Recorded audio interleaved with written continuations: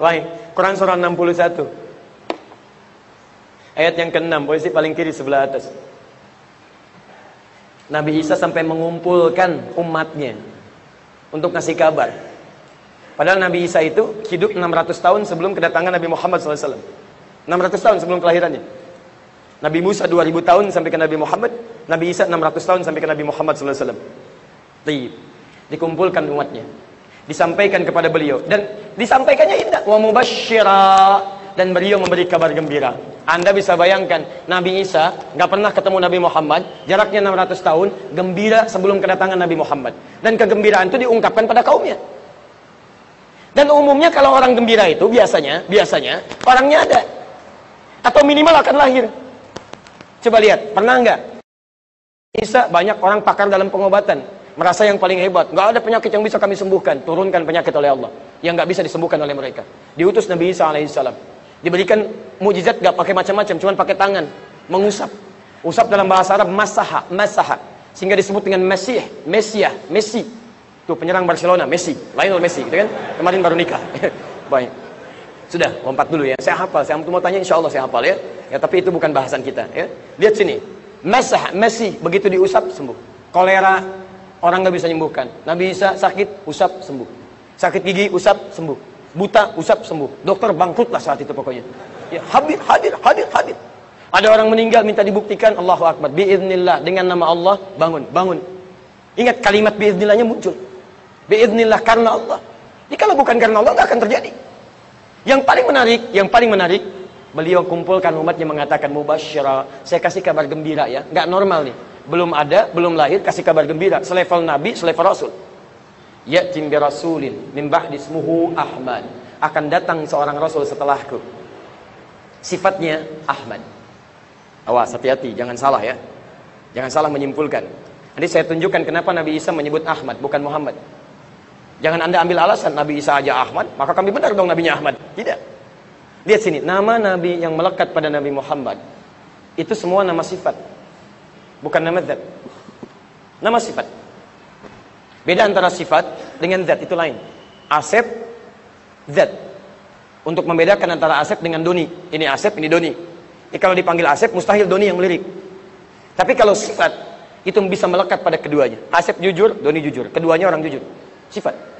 Nah, nama yang melekat pada Nabi Muhammad Rasul terakhir itu istimewanya semua nama sifat. Kadang disebut dengan Muhammad, 4 kali disebutkan dalam Al-Quran. Muhammad. Quran surah ketiga ayat 144. Quran surah ke-33 ayat ke-40. Quran surah ke-47 ayat kedua. Quran surah ke-48 ayat ke-29. 4 kali disebutkan nama Muhammad. Dan 1 disebut dengan Ahmad, sekali disebut dengan Ahmad. Di lisan Nabi Isa, Quran surah ke-61 ayat yang ke-6.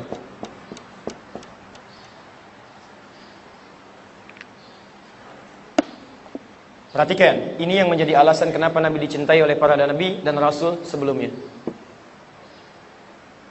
Kalau disebutkan Muhammad, itu asalnya berasal dari kata Mahmud.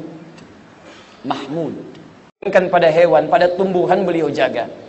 Seemosi-emosinya kalian dalam berjihad, jangan rusak tanaman, jangan hancurkan rumah ibadah, jangan pisahkan anak dari orang tuanya, jangan lukai orang-orang yang sudah sepuh. Muhammad sallallahu alaihi wasallam. Muhammad sallallahu alaihi wasallam. Saking kasihnya sampai turun ayat di Quran, surah ke-9 ayat 128 itu. Laqad ja'akum rasulun min anfusikum azizun 'alaihi ma 'anittum harisun 'alaikum bil mu'minina raufur rahim.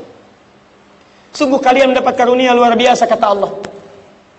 Akan datang pada sekalian seorang Rasul. Azizun 'alaihi ma 'anittum. Beban-beban kalian itu begitu dirasakan oleh beliau. Kalau bisa jangan Anda yang menderita, kalau bisa Nabi aja yang menderita. Muhammad sallallahu alaihi wasallam. Datang beliau ke Taif dengan Zaid bin Thabit. Niat hati ingin berdakwah.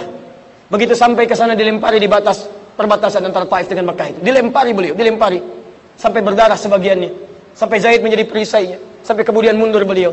Saat beristirahat di bawah naungan pohon itu, tiba-tiba datang 2 malaikat penjaga gunung.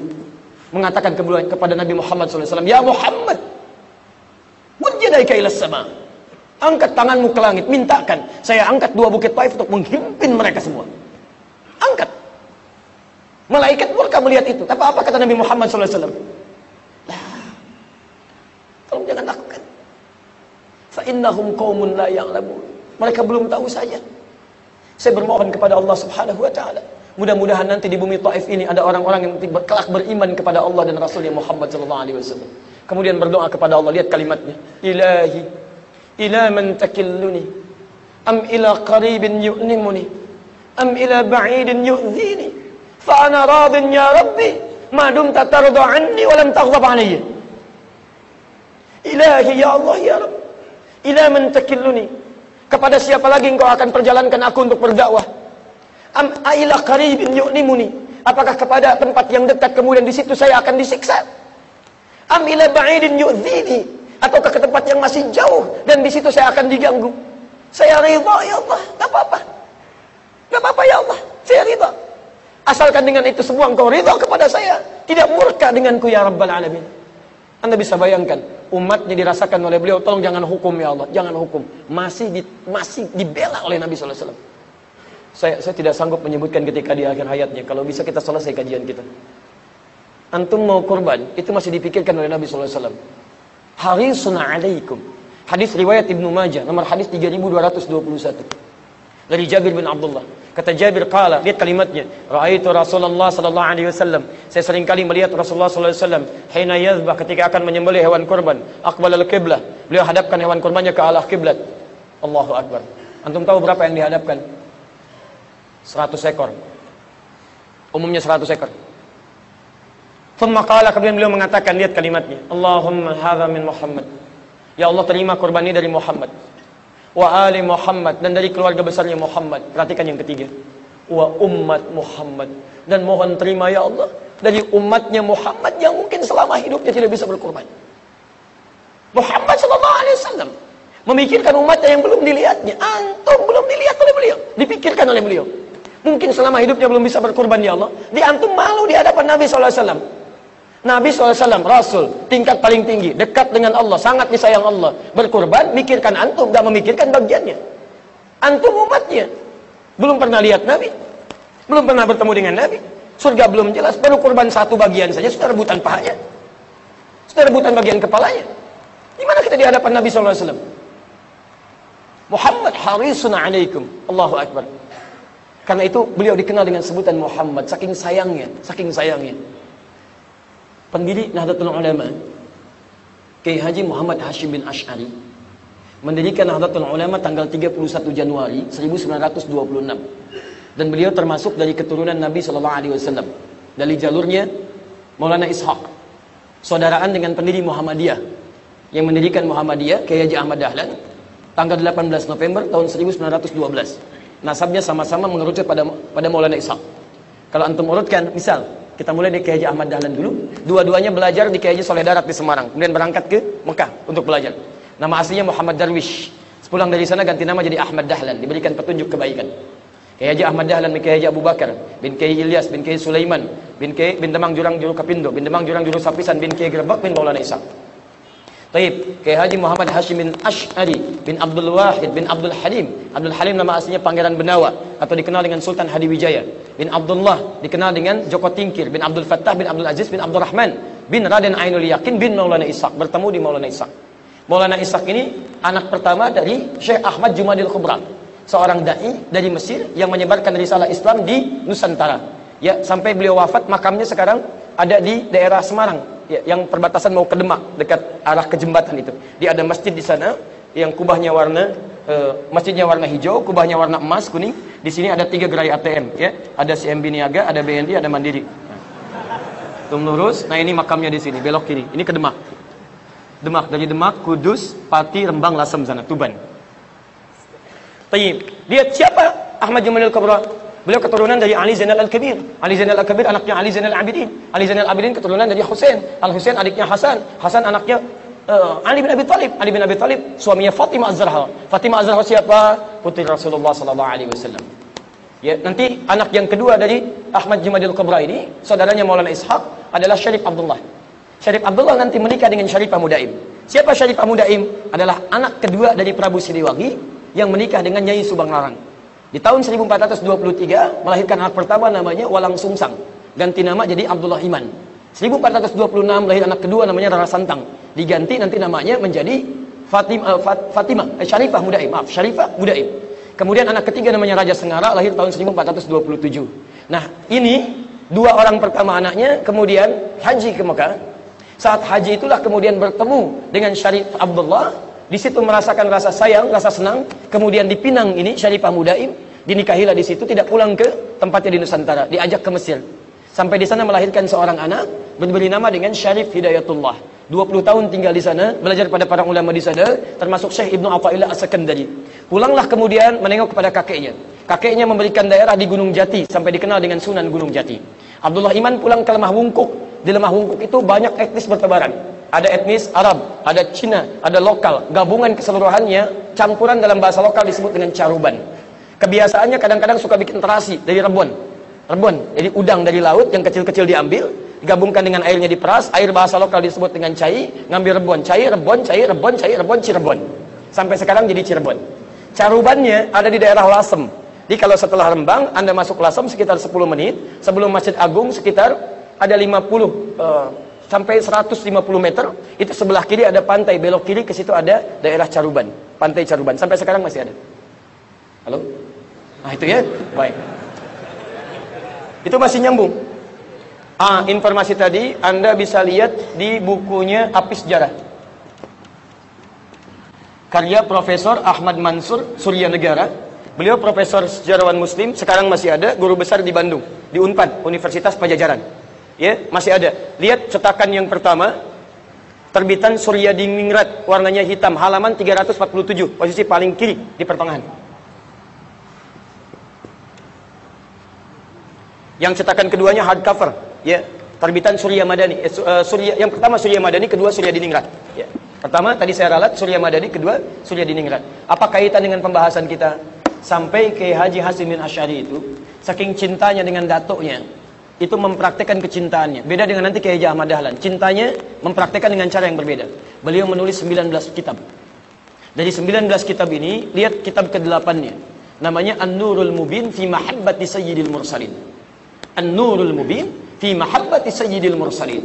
Di situ dikisahkan oleh beliau bagaimana Nabi Muhammad SAW layak untuk dicintai dan dikenal dengan nama Muhammad itu. Kata beliau, tiba-tiba terkisahlah seorang anak kecil yang sedang murung karena tidak mau bermain dengan kawannya.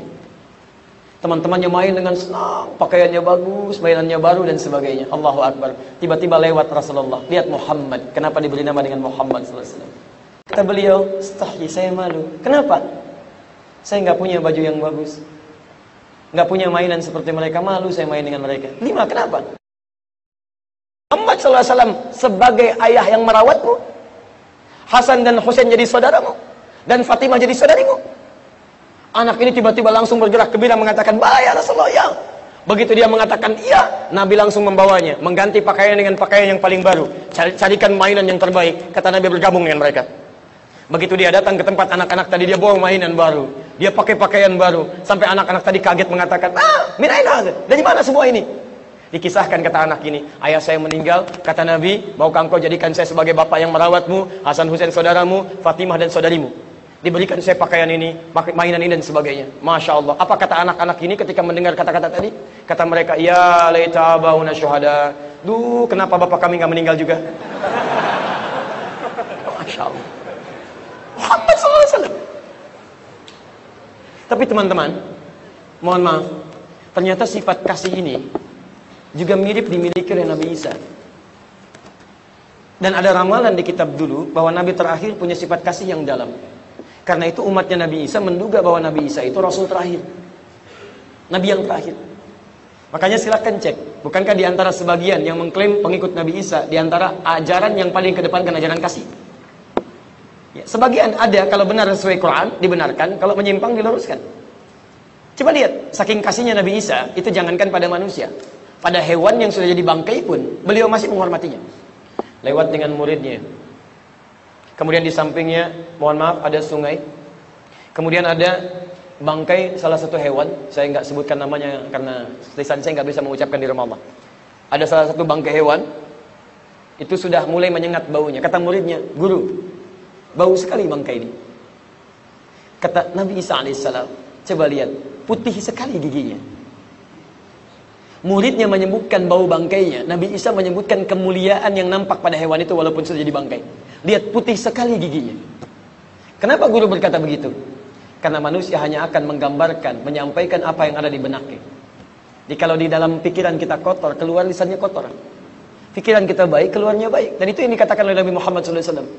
Man kana yu'minu billahi wal yaumil akhir falyakul khairan aw liyasmut. Siapa yang merasa beriman kepada Allah dan hari akhir, cukup katakan yang baik-baik, kalau nggak bisa diam.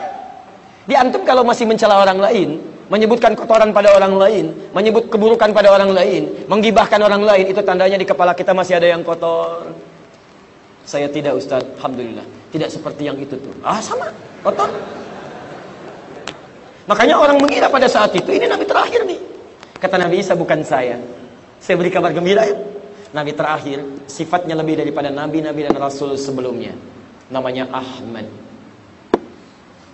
Ahmad itu bentuk superlatif dari Hamid.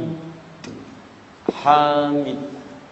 Sifat yang menunjukkan rajin dalam satu jenis ibadah. Satu jenis ibadah. Belum banyak.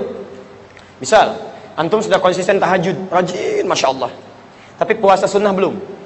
Senin Kamis belum, Ayamul Bid belum, puasa Daud belum. Baru tahajud saja. Itu Hamid. Atau puasa rajin, Senin rajin, Masya Allah. Tahajud belum. Itu Hamid. Tapi kalau antum sudah bisa gabungkan keseluruhannya. Tahajud juga, puasa sunnah juga, Senin Kamisnya, Ayamul Bidnya, Masya Allah. Penekatan kepada Allah luar biasa, tilawah Qurannya. Maka berubah namanya dari Hamid jadi Ahmad. Nabi Isa ingin memberikan gambaran Rasul terakhir ini, di samping mulia akhlaknya kepada makhluk, kana khuluqul Quran, Masya Allah, wa innaka la'ala khuluqin azim, maka hubungan dengan Allahnya pun tidak bisa ditandingi oleh nabi-nabi yang lainnya.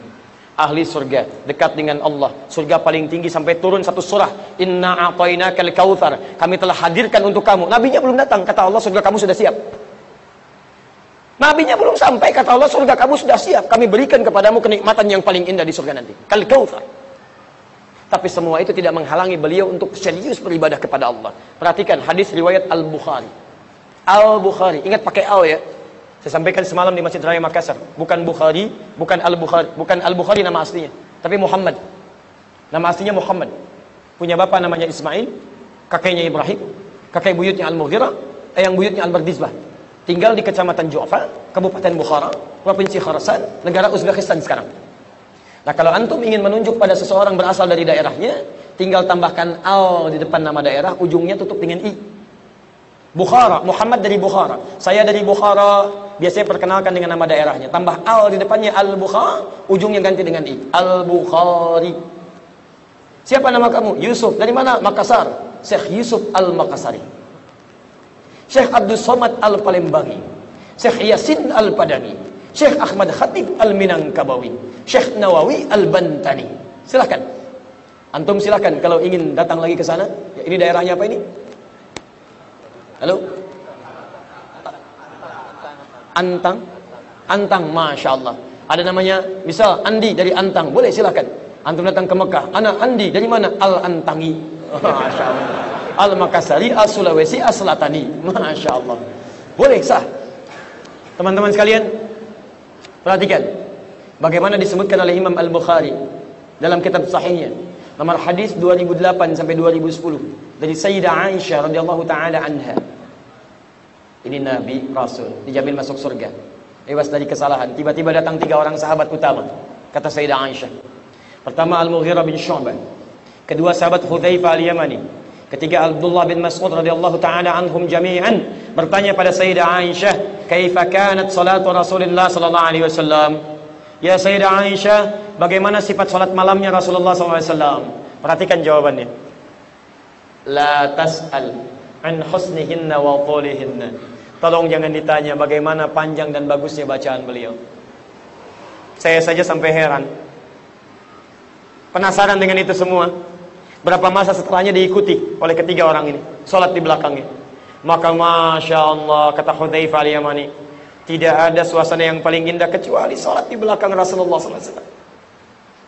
Ketika baca masuk pada ayat doa, beliau berdoa untuk umatnya. Ketika masuk ayat azab, beliau berlindung mohon kepada Allah supaya umatnya tidak diazab. Minta. Indah. Sampai tidak terasa. Ternyata satu rakaatnya belum ruku sudah 100 ayat Al-Baqarah. Pengalaman selanjutnya Abdullah bin Mas'ud, masih untung 100 ayat. Kata Abdullah bin Mas'ud, saya 100 ayat belum berhenti. Saking nikmatnya sampai Al-Baqarah selesai. 286 ayat. Dikira ruku ternyata nyambung ke Ali Imran, 200 ayat. Dikira ruku ternyata nyambung ke An-Nisa, 176 ayat. Rakaat pertama baru ruku, 5 juz 4 halaman.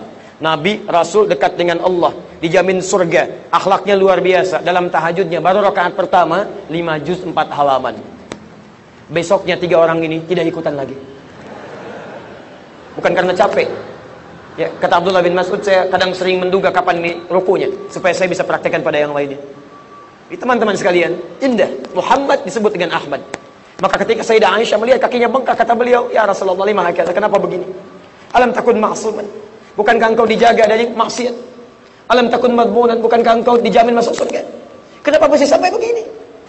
Kata Nabi Muhammad SAW, "Afala akunu abdan syakura?" Apakah enggak boleh menjadi hamba yang bersyukur? Disinilah kemudian para nabi dan rasul sebelumnya menyebutkan keistimewaannya. Begitu mencintainya. Nabi, rasul, semua nabi, semua rasul derajatnya tinggi di sisi Allah, mencintai Nabi Muhammad SAW dengan segala jiwa dan raganya.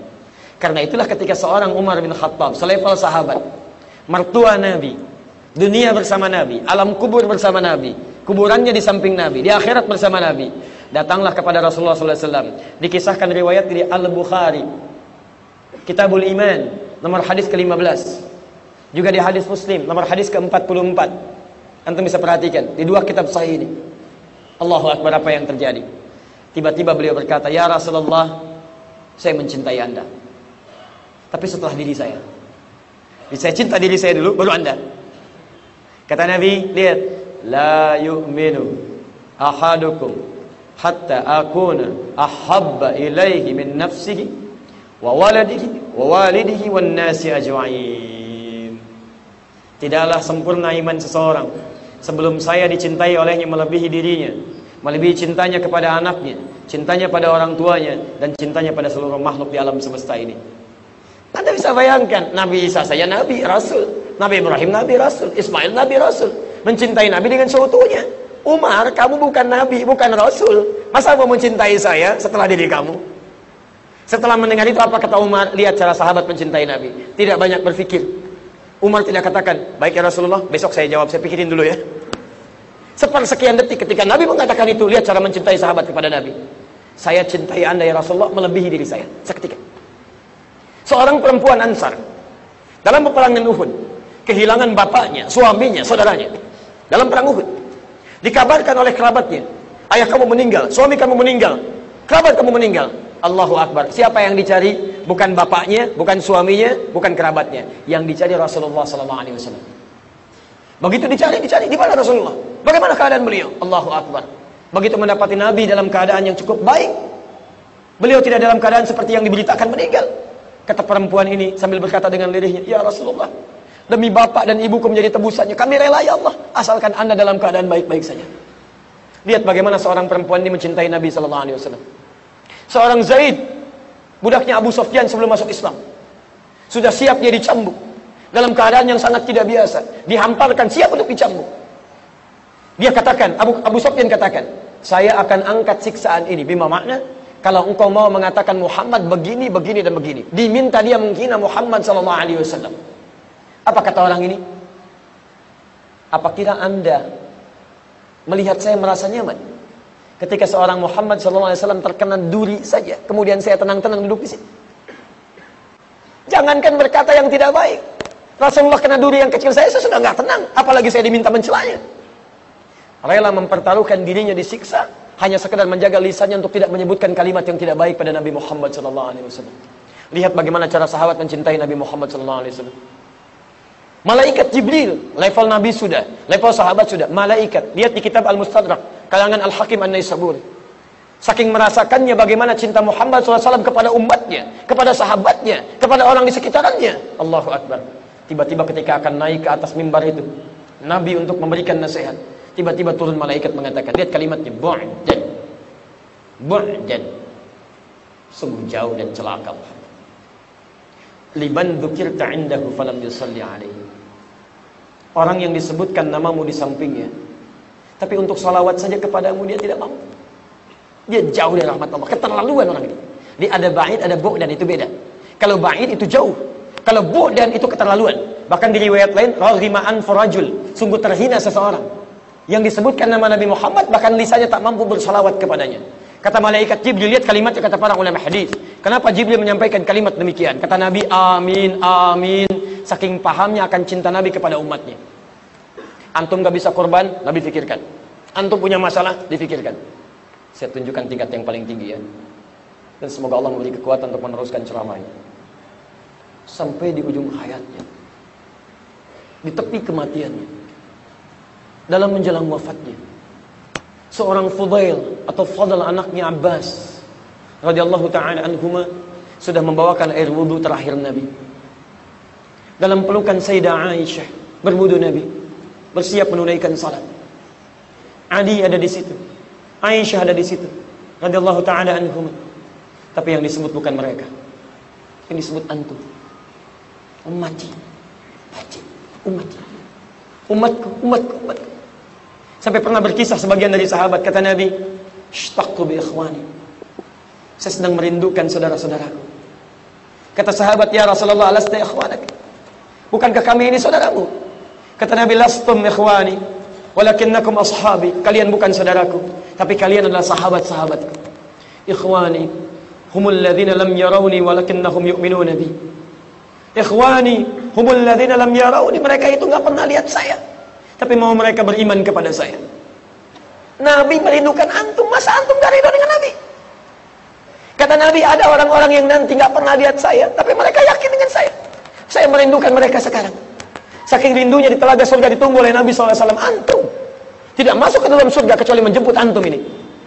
Saking rindunya dengan antum, disebutkan, masa antum gak rindu dengan Nabi? Tibalah ketika nyawanya dicabut itu. Sampai kemudian naik dari telapaknya. Sampai tiba-tiba datang malaikat berpaling. 5. Atukrihu alayya, apa engkau tidak sanggup melihat aku, tidak suka lihat saya? Apakah sakit kemudian dicabut nyawa? Terasa oleh beliau. Maka dijawablah dengan ayat Quran surah 3 185 itu. Kullu nafsin dha'iqatul maut. Setiap yang punya jiwa pasti akan punya rasa dengan maut. Nabi merasakan itu semua. Siapa yang diingat? Umatnya. Mudah bagi Nabi dicabut dengan cabutan yang sangat ringan, tak terasa, panggilan yang indah, ya ayat Tuhan nafsul mutmainnah. Quran surah 89 ayat 27 sampai dengan 30. Tapi apakah umatnya akan mengalami semua itu? Tidak. Maka disitulah kemudian beliau bermohon, lihat kalimatnya. Ilahi, Tuhai Allah, jika diperkenankan. Kalau ada kalimat jika diperkenankan, artinya tidak mudah bagi Allah mengabulkan. Belum tentu dikabulkan. Ya Allah, jika engkau perkenankan, mohon timpakan seluruh rasa sakit yang akan dialami umatku saat sakaratul maut nanti. Tolong timpakan kepadaku sekarang saat ini, supaya mereka tidak merasakannya lagi saat sakaratul maut. Ilahi, ya Allah, mohon ya Allah, kalau engkau perkenankan, timpakan seluruh rasa sakit yang akan dialami umatku saat sakaratul maut nanti. Timpakan kepadaku saat ini, supaya mereka tidak mengalami sakaratul maut lagi. Hanya Muhammad sallallahu alaihi wasallam. Sallu ala Nabi. Makanya wajar kata malaikat Jibril, mu'dan raghiba anfu rajul, keterlaluan, hina orang ini. Jauh dia, gak kenal dia dengan Nabi, gak sayang dia dengan Nabi. Nabi mikirkan dia harisun alaikum, azizun alaihi ma'anittum, bil mu'minin raufur rahim. Antum gak bisa korban dipikirkan, antum dirindukan, berat antum ditanggung, sakaratul maut ingin dirasakan. Disebutkan nama Nabi, belum mampu bersalawat kepada Nabi. Dan antum masih merasa belum mencintai Nabi. Kurang apa lagi Nabi pengorbanannya terhadap antum? Kurang apa lagi? Maka kalau antum bertanya kenapa kita mesti mencintai Nabi, itulah semua jawabannya. Jika antum bertanya kenapa sahabat mencintai Nabi, itu jawabannya. Jika antum bertanya kenapa mereka mengorbankan jiwanya, itu jawabannya. Hingga takut semua sahabat berpisah dengan Nabi sallallahu alaihi wasallam. Takut mereka semua. Seorang Abu Hurairah datang belakangan, masuk Islam 3 tahun sebelum Nabi wafat, sampai menyimpulkan saya terlambat. Yang lain sudah masuk Islam, saya terlambat. Anda bisa bayangkan, melihat sementara waktu cuma masa sebentar, sudah merasakan kerinduan. Saya takut tidak berjumpa dengan Nabi di akhirat. Akhirnya beliau menyusul sahabat yang lain untuk belajar.